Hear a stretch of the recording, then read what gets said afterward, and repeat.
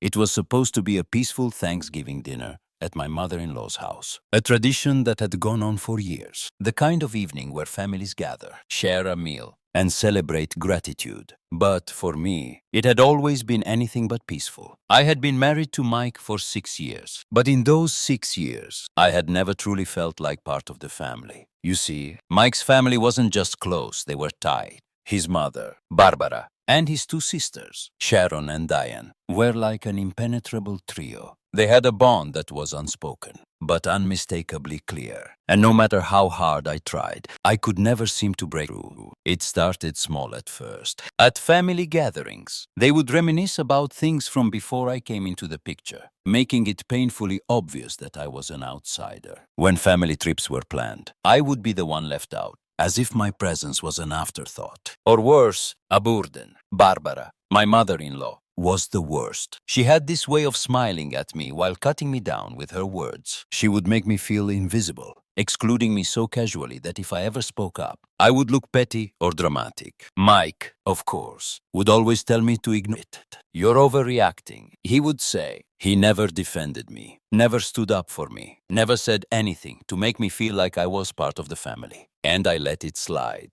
After all, I loved him. But as time went on, my patience wore thin, and I began to realize that no matter how much I tried, no matter how much I smiled and went along with it, I would always be the outsider. Thanksgiving was always hosted at Barbara's house, and every year I told myself that this year would be different. This year, they wouldn't make me feel invisible. But as we arrived at her massive, perfectly decorated home in Connecticut, I felt the familiar sting in my chest. The house smelled like cinnamon and turkey, and everything looked like a Hallmark movie set.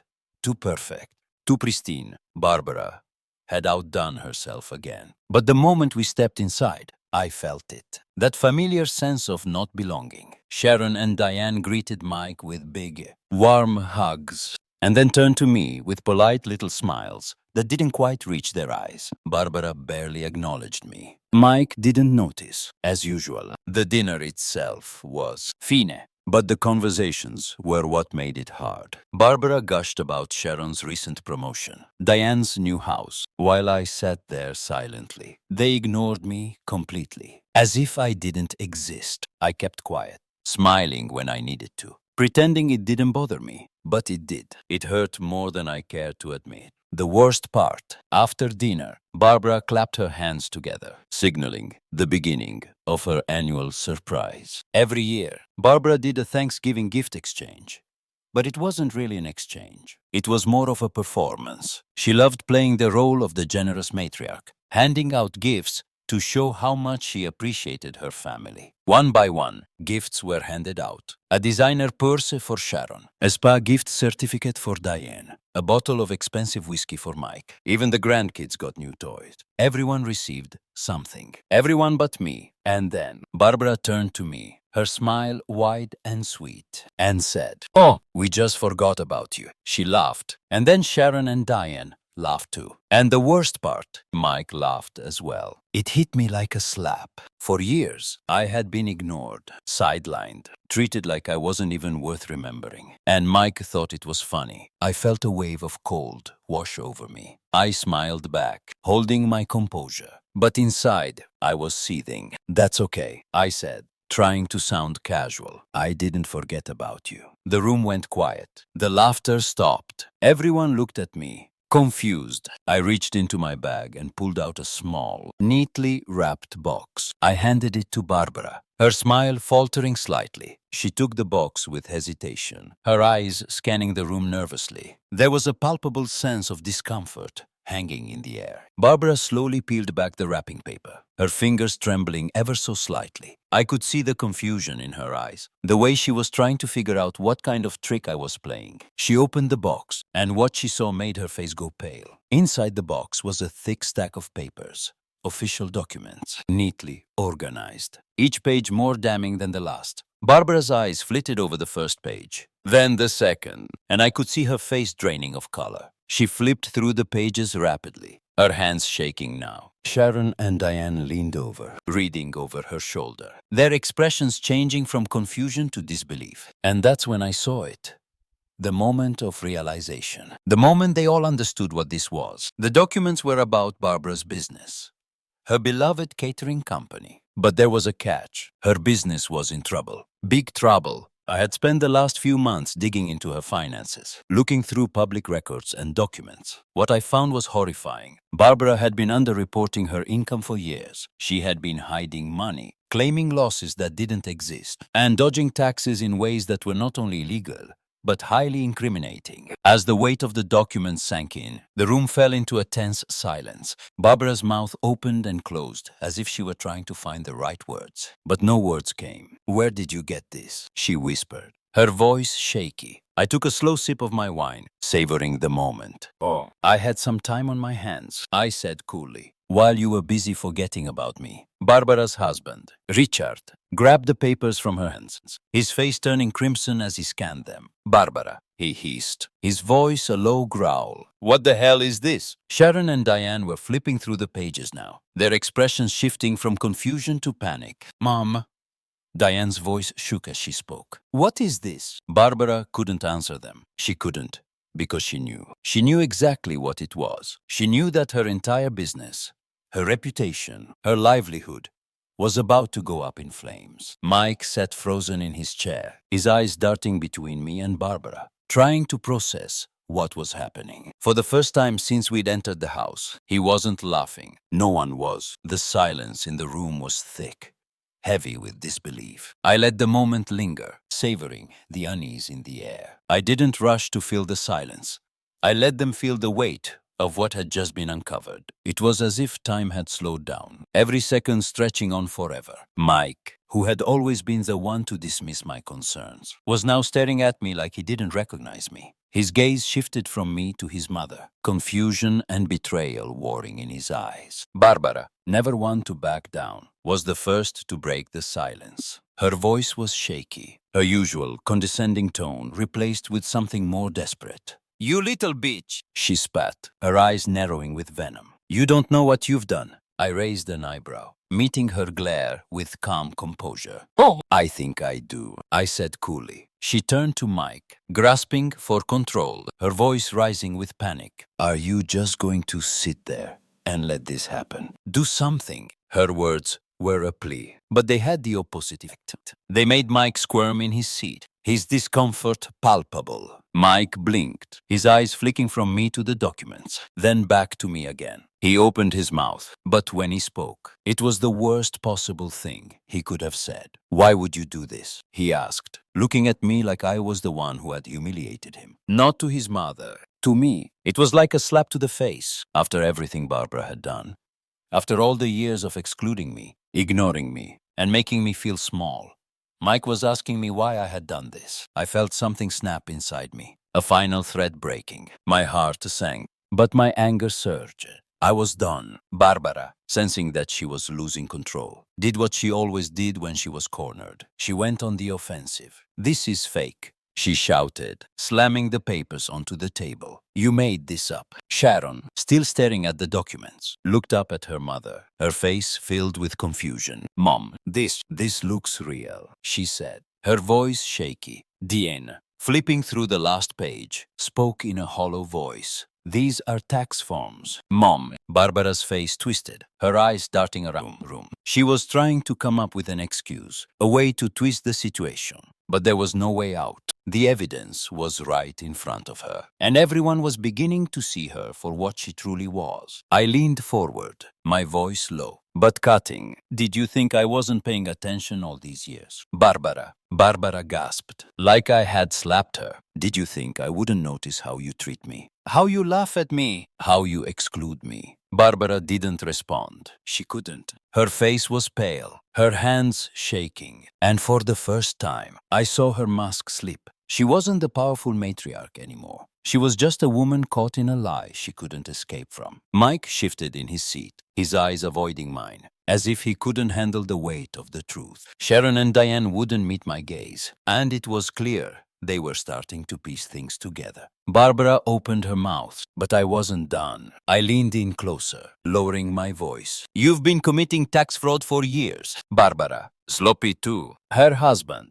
Richard, who had been silent this whole time, finally spoke up, his voice hoarse. How much trouble is she in? I tilted my head, the corner of my mouth lifting in a grim smile. If she fixes it fast, maybe just a fine. But if the IRS really digs in, it could be bad. Barbara's face went from pale to a sickly shade of green. Richard rubbed his forehead, his voice rising with disbelief. Jesus Christ. Barbara. Mike, still frozen in his seat, seemed to be waking up from some kind of trance. His expression was shifting from disbelief to anger, and for the first time, I saw the cracks in his loyalty to his mother. But then came the twist, as if all of this was enough. Sharon suddenly slammed the papers down on the table. Her voice was sharp, accusing. How did you know to look into this? She asked, her eyes narrowing on me. I raised an eyebrow. What do you mean? Diane's voice was cold. Cutting. No one just digs into someone's taxes. You had to suspect something. I paused, my stomach twisting. They were right.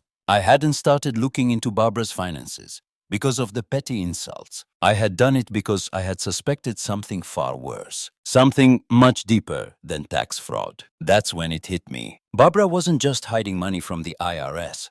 She was hiding it from her own family. And that's when I realized the truth. Barbara had been stealing from them too. The realization hit like a freight train. Barbara hadn't just been cheating the IRS. She had been taking money from her own family, from her husband, from her children. The deposits didn't just say business expenses. Some of them were labeled personal expenses. And then there were the withdrawals from Richard's account, money that was never accounted for. Sharon and Diane started flipping through the pages faster now, their faces a mix of confusion and panic. Mom, Sharon's voice was sharp now. Why do some of these deposits say personal expenses? Diane frowned, her voice shaking with disbelief. Wait, why are there withdrawals from Dad's account? Barbara froze, her eyes darted around, frantic, her mind racing to come up with an excuse. But there was nothing left to say. Richard turned to her slowly, his voice filled with disbelief and hurt. Barbara, what the hell is this? Barbara didn't answer. She couldn't. And for the first time, I saw real fear in her eyes. She knew that everything she had built, all the lies, the manipulation, the facade of the perfect family, was crumbling before her eyes. Mike, who had been silent until now, finally spoke. His voice was thick with emotion, filled with shock and betrayal. Mom, did you steal from Dad? Barbara's mouth snapped shut, her face twitching with guilt. She didn't have to say anything. The silence between them spoke volumes. Mike didn't need any more answers. He already knew the truth. The room was charged with a silence so thick you could cut it with a knife. Every person in the room was frozen, caught in the gravity of the moment. Barbara's face twisted with panic, but she didn't speak. The evidence was undeniable, and now the betrayal was out in the open. Richard, her husband, was staring at her with wide, bloodshot eyes. Sharon and Diane were no longer the sisters they once were. They were women who had just uncovered the truth about their mother. But Barbara wasn't done yet. She had always been a master manipulator, always knowing how to spin the story to make herself appear like the victim. As the tension continued to build, she turned to Mike, her voice suddenly sickly sweet, desperate to regain control. Mike, honey, you don't believe this, do you? Her eyes were wide, filled with fake sorrow, her voice dripping with false concern. Please, don't let them turn you against me. For a moment, Mike looked confused, his eyes darting between me, his mother, and the documents in front of him. The battle within him was palpable. He didn't know what to believe. It was clear that a part of him was torn between his mother and his wife, between the family he had always known and the woman who had just exposed the truth. But Mike wasn't the man I thought I knew. For years, I had tried to make him see what was happening. Tried to get him to notice how his family treated me, how his mother had always dismissed me. Yet, in this moment, when the truth was right in front of him, he still couldn't choose me. He looked at his mother like she was the innocent one. And that's when I realized I wasn't the one he would defend. Mike shifted uncomfortably, his gaze flickering to me. Then, with a quiet but resolute voice, he said, "Why would you do this to my family?" The words were like a slap in the face. My jaw tightened. After everything that had happened, Mike was still asking me why I was exposing his mother's deceit. After years of putting up with the neglect and humiliation, after everything, he still didn't see me. But Barbara wasn't finished yet. Her face twisted into a smug smile as she turned to her daughters. "You think I did all of this for nothing," she hissed. "You think you didn't benefit from it? From the nice things I've given you?" Sharon and Diane's expressions turned from confusion to disgust.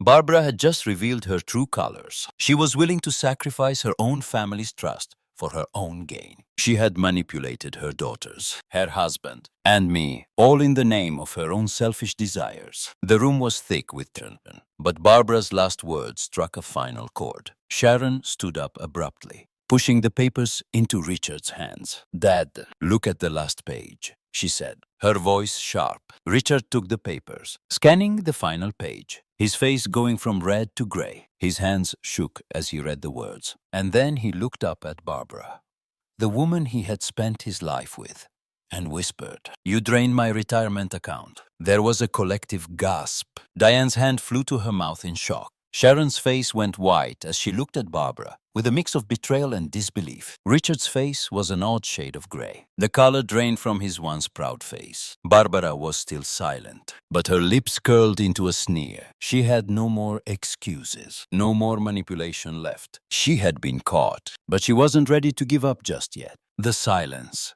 in the room stretched, as if everyone was waiting for something, for Barbara to say something, anything that could redeem her. But there was nothing. She was trapped in her lies, and everyone could see it. Then a moment of pure chaos erupted. Richard, his body trembling with anger, took a step back, and in the next instant, he collapsed, clutching his chest. The sound of his body hitting the floor was like a bomb going off. Time seemed to slow down. For a split second, no one moved. Then it was all action. Mike lunged forward, screaming his father's name, while Sharon and Diane stood frozen, unsure of what to do. Barbara, for the first time, looked truly horrified. Not because of the years of deceit she had carried out, but because she was losing control. Her husband was down on the floor, and she had no way to spin this to her advantage. I already had my phone in hand. "Calling 911. We need an ambulance," I said, trying to keep my voice steady, though my heart was racing. The next 10 minutes were a blur. Barbara was hysterical, but I could tell her panic wasn't for Richard. It was for herself. She collapsed onto the floor, wailing dramatically, as if she were the one who had just lost everything. But I noticed something. She wasn't holding Richard's hand. She wasn't comforting him. She was performing, as she always had. Mike was by his father's side, gripping his hand tightly, his body trembling. Sharon and Diane were still in shock, standing off to the side, not knowing what to say. I stood there, watching everything unfold, knowing that this wasn't the worst part yet. If Richard survived this night, Barbara was about to lose everything. Her business, her reputation, her family. She had no way out, and the consequences of her actions would catch up to her. When the paramedics finally arrived, Barbara's acting was in full swing. She threw herself at them, pleading for help. But all I could think about was how she had spent years lying, manipulating, and stealing from everyone who trusted her. This moment marked the end of everything Barbara had worked so hard to build. And though her life would never be the same again, there was something strangely satisfying about watching her world crumble. But I wasn't done. I had already made my choice, and now it was time for me to move on. The aftermath. A new beginning. Weeks later, Mike tried to reach out. He sent messages, called, asking if we could talk. He told me that he finally understood what I had been trying to tell him for years. But I wasn't interested in his apologies anymore. I had already made my decision. I had chosen myself. And in that moment, I realized that I had finally broken free. I didn't need his approval. I didn't need his family. I only needed me. And as for Barbara, well, her empire had crumbled. She had lost everything. Her business, her family, and her carefully constructed world. She would never have control over me again.